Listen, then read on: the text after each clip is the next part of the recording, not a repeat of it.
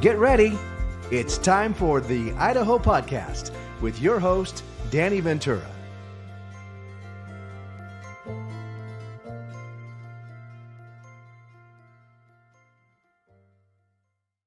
Welcome to the Idaho Podcast, where we feature the people who live, work, and play in Idaho. So happy to have you with us today. Today, my guest is Megan McCaleb, and Megan has a long list of accomplishments, none the least of which she is an award-winning comedian. She's also a CEO of a company called Improv Team Culture, a host of her own podcast called I Hardly Know Her, and an award-winning author of her own autobiography, which we're going to speak about a little bit later. But for now, welcome to the show, Megan. Thank you so much for having me. I've been super looking forward to it. Absolutely. Well, having been a podcast person yourself for several episodes, this is kind of like a lot of pressure for me because you have a lot more experience at it. You're doing great. The setup is great. Your energy is great. I think, you're doing amazing right out of the gate. You're so kind. Thank you so much. Well, again, the show is all about the people of Idaho. So I always start with what your Idaho story is. And I believe you're a native. So. I am. I feel like it's a rarity these days, but I am a born and raised Boise native. And right. Yeah, I've enjoyed being here. I mean, it's a great place to grow up. I was the baby of 6 kids in a blended family. We had a lot of things going on, and I'm an OG. An OG, and you've never left Idaho. No, okay. And I mean for any not other for to anything. Live I moved out of my parents' house into married life here in Idaho, and I never moved away officially. I've traveled quite a lot, and actually it's been nice as I grew up and started traveling and seeing how the world had a lot of things that I was like, oh, things are very similar in so many ways. And I always kind of thought, oh, Boise might be like so small or not really having a lot to offer. There was those definite moments. And then I really have grown to appreciate and love being here even more because it does have such a great homey feeling and all 4 seasons and all the different things so close by. And a great place to raise my kids now. So great. And you named many of the things that drew myself and my wife here as well. It's a great place to be for sure. Oh yeah.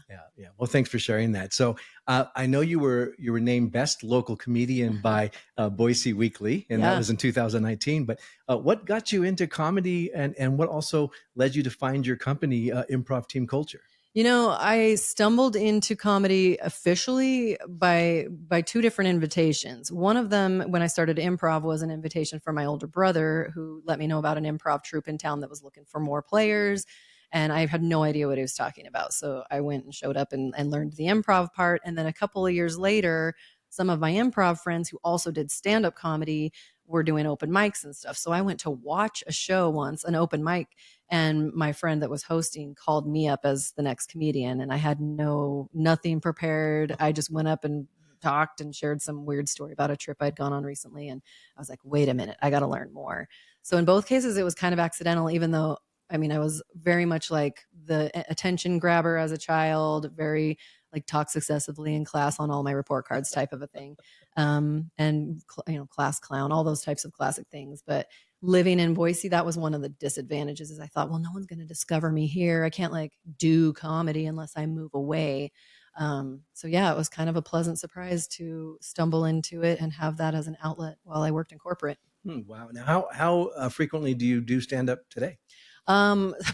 Starting to more and more. So it's been very up and down and around because you really do need to have time to focus on it. It's quite a complicated craft in a lot of ways.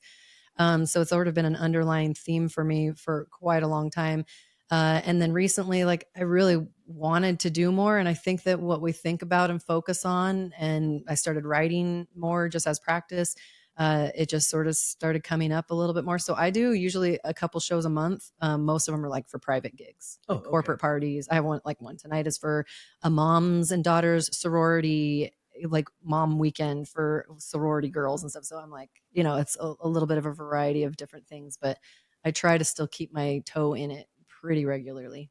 Cool. And do you custom tailor your material for these gigs you do, or do you kind of plug and play? A teeny bit. So it's a little bit of a misconception about how comedy works because every comic's different. So certainly some people can very much customize material. I'm not that type of a writer. So I really take gigs that are probably going to be a better audience for me. So a room full of women, especially moms, like that's my vibe because my material is about being a midlife single mom my religious journey, my, all these different things that are relevant to my personal life. So if I ever do certain corporate gigs, where I need to get a little more neutral, then I just sort of pick from a grab bag of like general human things that we might observe. Or I do infuse a little bit of my improv bits where I get some of the material from the audience. And that's just sort of in a framework that feels very custom to them, but they're also part of the show. Nice, nice. I'm always intrigued by comedians because we enjoy going to listen and watch comedians. So Yeah. that's And it's really always good to laugh. But it's you would notice then as you're selecting what comedian you like that certain style, right? Or like there's just different flavors of comedy, different delivery styles, and it's very subjective. So yeah, being mindful of which audiences, I really feel like it's going to be a win-win for both of us. Mm-hmm. So you founded your company, Improv Team Culture, right? And you have this really, lack of a better word, cool concept of the quote unquote yes and principle. Right. And so tell me a little bit about the company and share with our listeners something about that yes and philosophy. For sure. So when I learned improv originally and started playing in shows on the weekends and evenings, I was a bank manager at the time. So I was working in corporate, I was leading a team, and really found that that was a fun, whimsical outlet.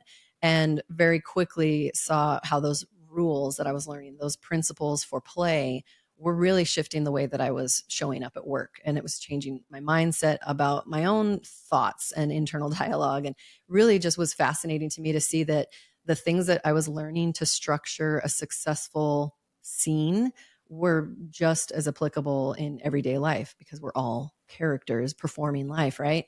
And so I had that idea pretty early on that I wanted to do some kind of fun workshop to take it into the workplace, and just really started playing with it a lot, like quite a few years ago. I've been doing it off and on for over 13, 14 years now in some capacity.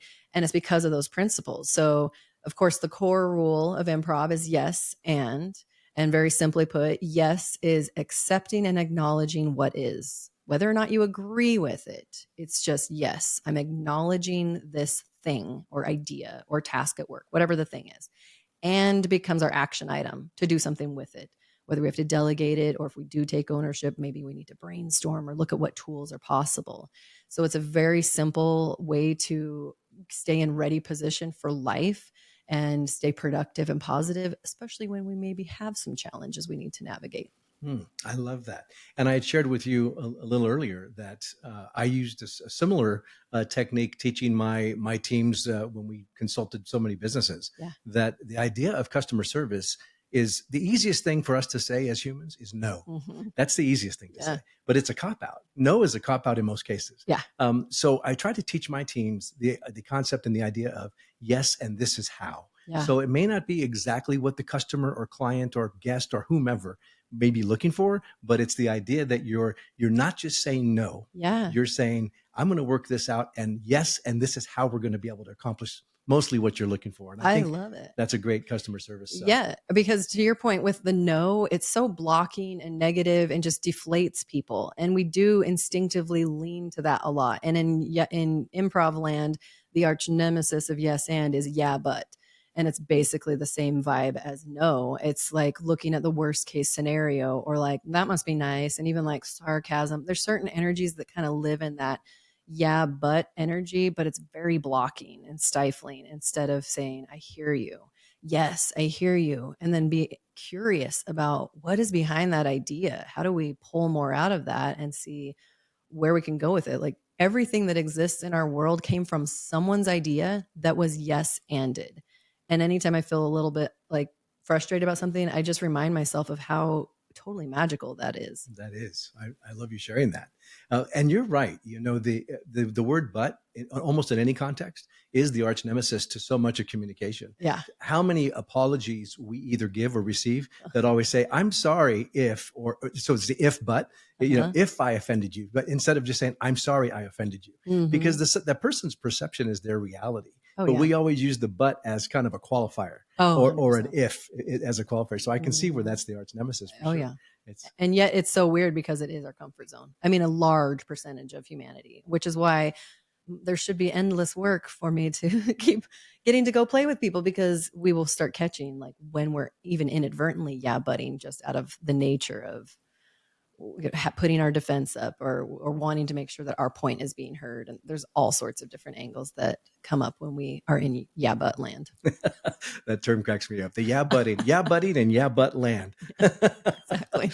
Well, in addition to being CEO of Improv Team Culture, you also are a speaker coach for business professionals, and you created the Ovation Speaker Experience to help folks really expand their impact as captivating speakers. Yeah. How long have you been doing that, and what was the impetus of you doing that to augment the other piece? Yeah, it just sort of came up because I've been speaking on stages for a long time, not only in comedy performances, but even as a youth. Like, I started speaking anytime I could get a microphone.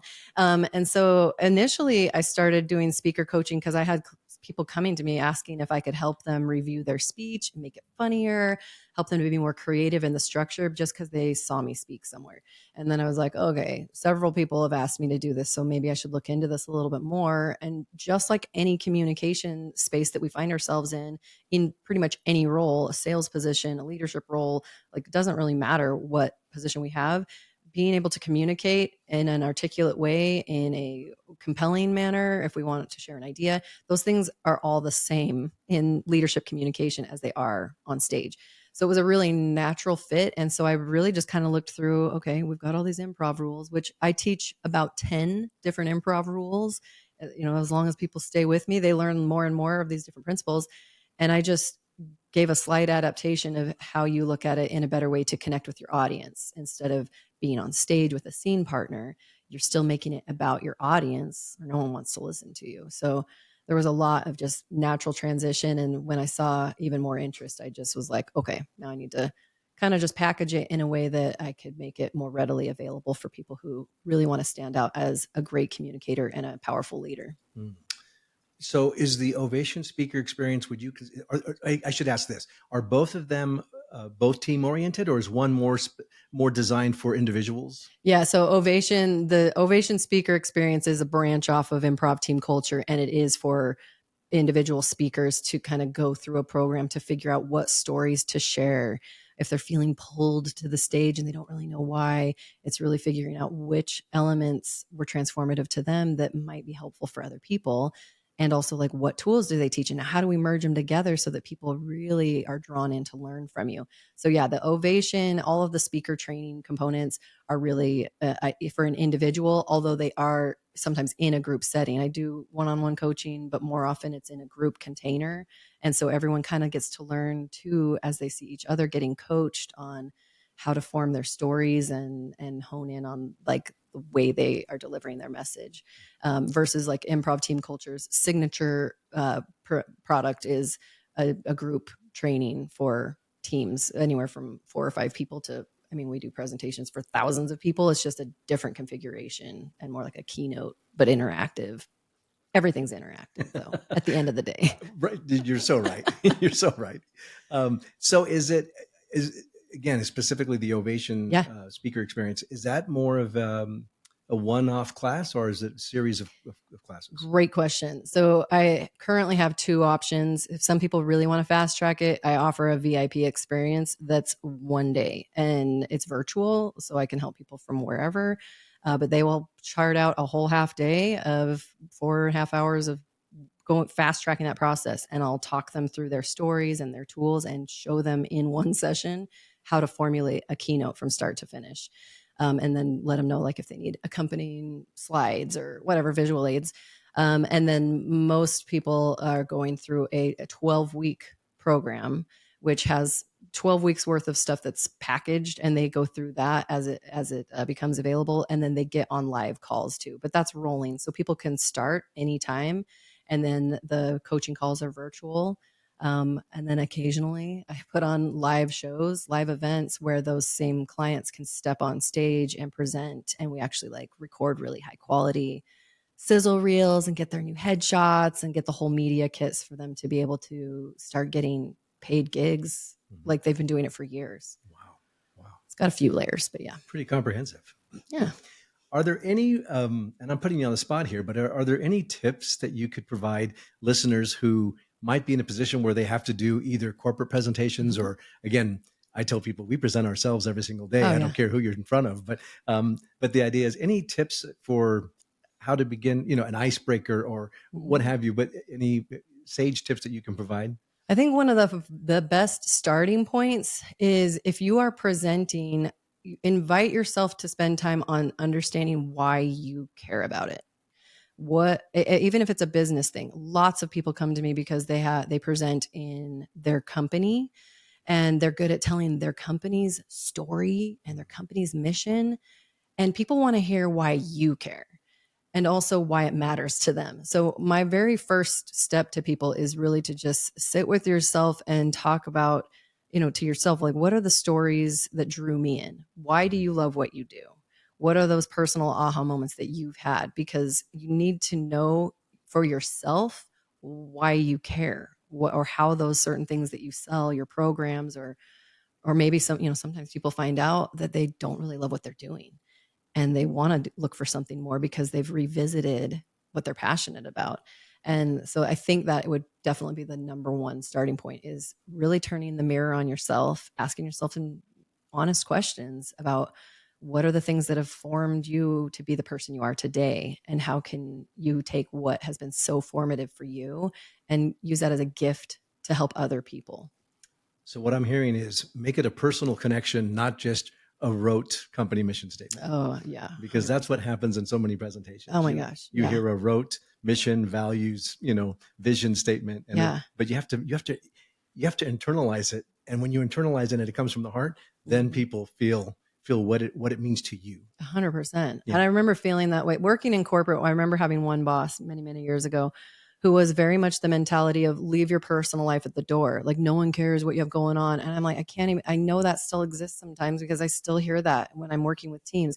And I just don't understand it. We cannot lose the human element. People are more loyal, they're more engaged, they're higher producers if they feel like there's that human element. And so understanding each other's stories really shows us how much more we have in common, those interests, those gaps in knowledge where we want to learn from each other. Stories are everything, in my opinion. You are so right. You're speaking my language for sure. Let's shift a little and talk a little bit about your your podcast, Uh-huh. which has hard in it. It does. That's why I It's a went there. tongue twister. It's a I didn't tongue. realize It really is. The podcast, I Hardly Know Her. Yes. And what you have several episodes and you've been doing it for a couple of I years. have. So what was the impetus of that and what's that all about? Oh man, I used to think that I had to be famous for anything for me to say, like anything that I say to matter. And when I was not getting famous in my younger years, I kind of lost hope and motivation. I was feeling a little bit down that maybe I wasn't going to be able to reach people in a meaningful way or have some kind of positive impact in my life. And one of my favorite jokes, of course, is like when you hear like liquor at the liquor store, liquor, I hardly know her, because I'm just immature like that. Me So too. yeah, so that was one of my favorite jokes. And so then I was thinking about, I hardly know her. And I was like, well, people don't know me. Who am I to even share my opinion? Who cares? And so that was definitely why I chose the name, was that someone might hear something, and even if only one other person hears it, and honestly, sometimes when I was talking through things that were important to me, I might be the only person that hears it, but hearing my own verbal processing helped me to still be a better individual, and I think that's a win too. So it really came from wanting to have a place to share things that I cared about and understand myself more deeply so that I could understand even more how to have a better impact in the work that I care so much about. So the big thing was that I came up with a tagline by accident, I think in one of my early episodes, where I was like, hey, you don't have to be a big deal to do big things.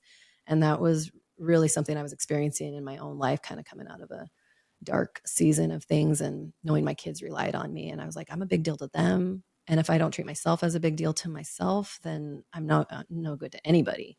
So it was kind of, it bloomed from a dark place of self-reflection and challenging myself to do better with my life. I like that. It's yeah.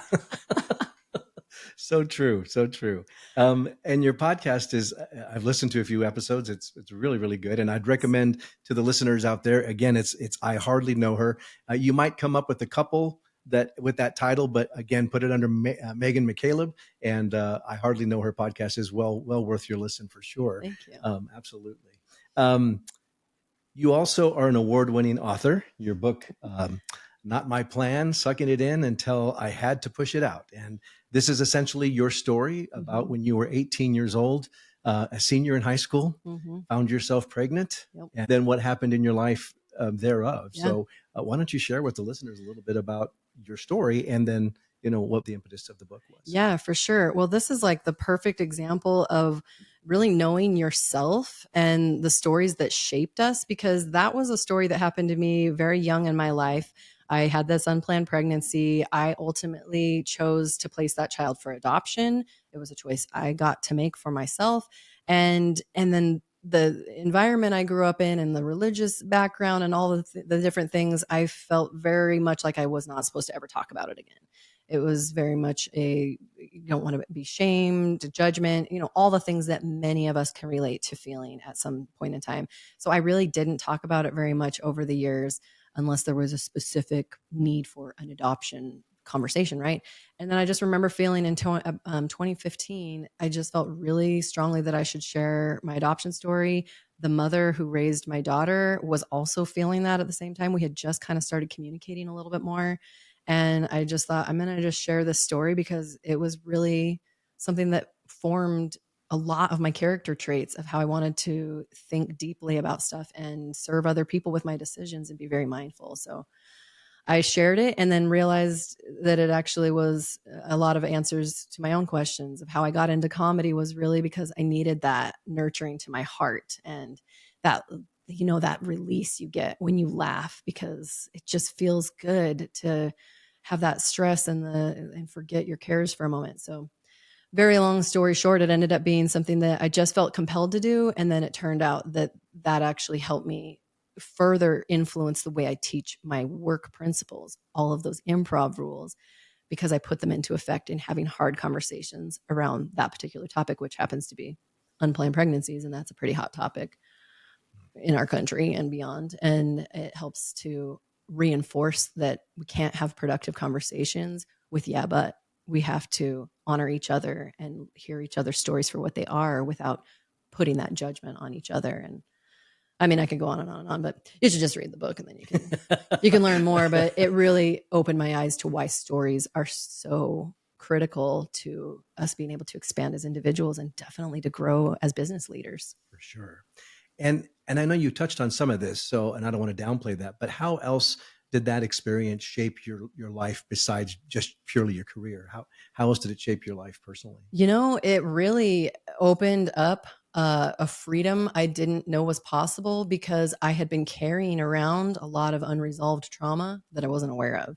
So it really lightened my load to feel like I wasn't hiding behind anything. And sure, there was kind of judgment and negative things that came from it from the outside world. And yet it really helped me feel very empowered as an individual because I was out in front of my own story and I was sharing things. And what became more important to me was that my story created a safe space where people would share with me. And I saw how much those tethers really are to help free each other from shackles of shame and feeling like we are failures or losers or whatever horrible things we feel.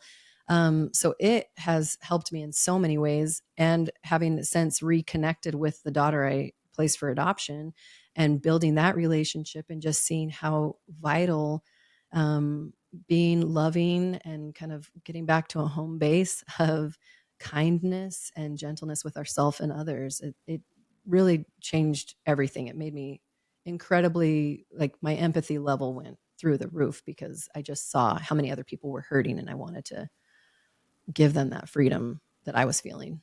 So inspiring. The power of vulnerability, right? Mm-hmm. I feel like that's what you're speaking to. And do you, again, getting personal, and you don't have to share this, but do you get an opportunity to see your daughter or the adoptive parents? Yeah, actually, we ended up getting quite close. So, and in good timing too. The week that I filed for divorce from my 16-year marriage with, at the time, 4 very young children, And so I was feeling a lot of big feelings there. That was on a Monday. And then that Friday, I reunited with that daughter who was about to start her senior year, and she wanted to connect before she started that school year so we could be more involved. I say we because she met me one week, and then the birth father, my boyfriend who got me pregnant, who also lives here in town, and we're great friends now. She met him and his family the following week, and we just started getting to know each other and really seeing how incredible it was, the nature, like the quirks and the different things that were there genetically, and yet the things that are taught. And I honestly don't talk to the parents as often as I should because they live here now, and I love them so dearly. And I talk to my biological daughter nearly every day. She's married now and is expecting a second baby, so I am technically grandma age, which is crazy. And it's been really cool because we get to talk through when we're still having hard feelings about things, because it's a traumatic experience. And we each, from the adoptive parents not being able to have their own kids, to me having my crisis of getting pregnant by accident, to baby going from one mother's arms to another, there's big feelings and experiences for all of us. And it just continues to show me how kindness and being caring and listening to each other so that we can support each other to heal from those things. It just continues to be a great lesson and blessing. What a story of life value. Truly. I mean, what a story. And folks, honestly, I can't recommend it enough. Not My Plan, Sucking It In Until I Had to Push It Out by Megan McCaleb, available on Amazon because everything is. Yes, I know. And I need more of those. I actually wrote it originally under my married name. And so all my review, like none of that passed through when I updated it. I was like, no. But yeah, so that's the latest edition. Nothing changed from the original content other than I did add in some more stuff of like, the learning continues years later, some things I've learned. And so it's been pretty cool to have that as like a mile marker in my life.